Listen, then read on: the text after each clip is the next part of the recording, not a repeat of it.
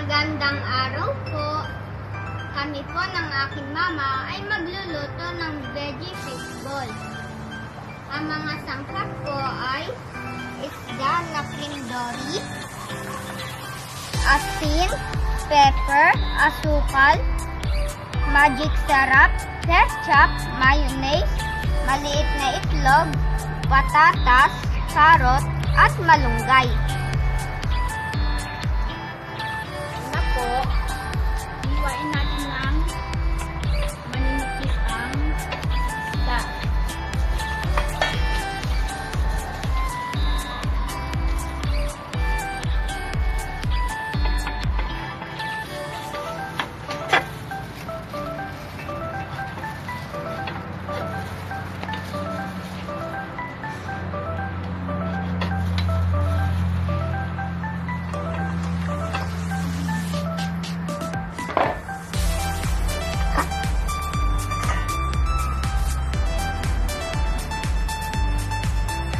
Na-mince na po yung ating fish. Pagkatapos kasi i-slicein, kailangan natin i-mince ng patarin ng pino. Pwede natin isama sa muna po. I-grated na natin yung patatas saka carrots. Tapos, itong malunggay, pwede po natin i-chop ng medyo pino. Ngayon po, mimix na natin lahat ng ingredients. Log.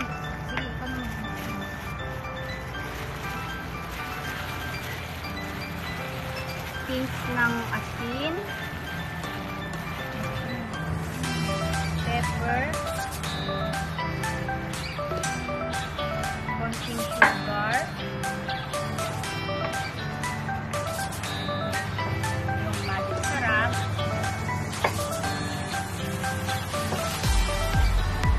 mix natin ng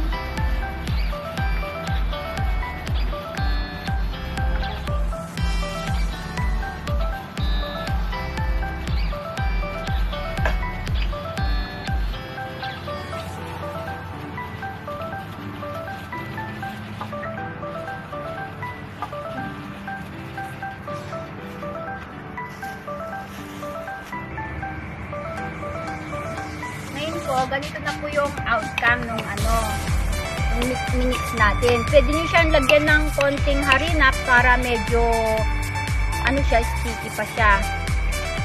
Tapos magpuprito na po tayo. Kailangan po mainit yung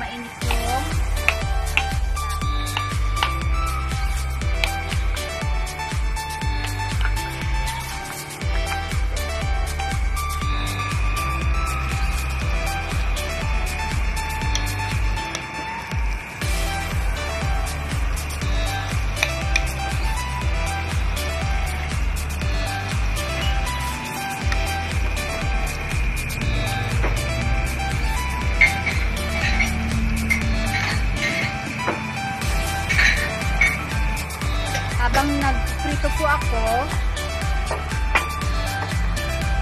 naman po ay maghahalo ng ketchup at mayonnaise.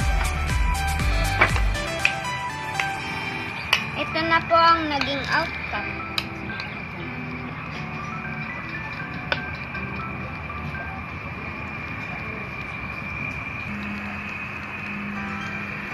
Kamusta na ba yung niluluto natin? Medyo malapit na yung iba. Pagka golden brown na siya, okay na.